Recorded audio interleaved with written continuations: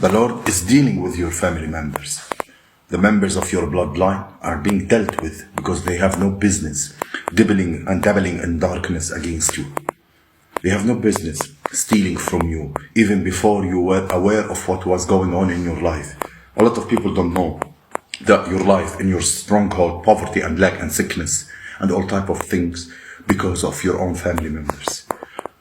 The Lord say they shouldn't have rejoiced when you were enduring, or they shouldn't be happy just because they play a part in making you sad or hurting you or causing pain, chaos in your life. The Lord said He is dealing with your family members. Yes, don't get in His way. It's not gonna look nice, it's not gonna feel nice. What you see them experience and what you hear about, Lord says, this is my way to teach them a lesson, so their souls can be punished and saved. They're gonna know not to try this with nobody else after this. Yes, the Lord said, I have warned you through the word. Your family that starts from your own household, your mother's household, your father's household, your sisters come against mothers, mothers again, even grandmother, they'll keep it going. This is the ancient spirit that has been going for generation and generation, even before Jesus walked on this earth. Luke chapter 21 verse 16 said, you will be betrayed even by parents, brothers and sisters, relatives and friends, and they will put some of you to death. And we know they already been trying to do this black magic, voodoo or curses, spells, and send them into going to root doctors, witches, warlocks on behalf of you, because that's how much they can't stand you. They know that you are the one who are gonna break the generational curses out of your bloodline. You are the one who's going to bring millions and billions of all generational wealth, and it can go from generation to generation, and this shit will stop. Yes, and people will hate. The Lord will say, the Lord said, everyone will hate you because you are my follower, but not a hair of your head will perish, not till one bone of your body will be broken. He considered how Joseph, his servant, and his brothers tried to get rid of him. Not understanding Joseph was a miracle child. He allowed these things to happen. From the well, thrown in the well, sold to slavery, from the pit to the palace.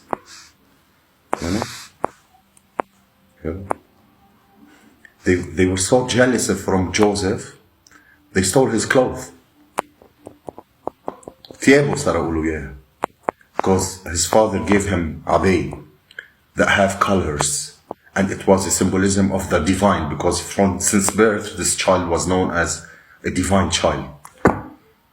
They chased him, they stole his clothes, they throw him in a well, and then said, let's sell him to slavery.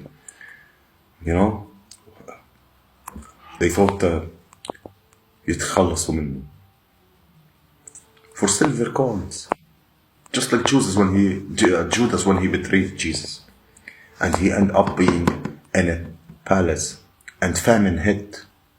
The word jail, they had to go to Joseph to feed them. That's how the divine works. Yes. Cain and Abel,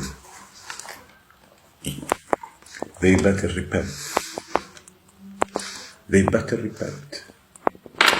Because ain't no wicked through history till now, ain't no wicked gonna win over a child of God who's awakened and aware what he's here to do and who his enemies are. Ain't no wicked. They couldn't finish you up when you wasn't aware, when you was walking like this, trusting blindly, talking and going here and there with your hitmans. Those that were assigned to kill you, to poison you, to set you up. تبشت معه. and they couldn't knock you off. They poisoned me and watched me eat and drink the poison, and nothing happened to me. Yes. You know? They were never ever able to put me in sickness for one day because of the G immune system that God has prevented me with. I hold such a kind of a DNA that a lot of things doesn't affect me. Because God, when He created us, He knew where He were sending us.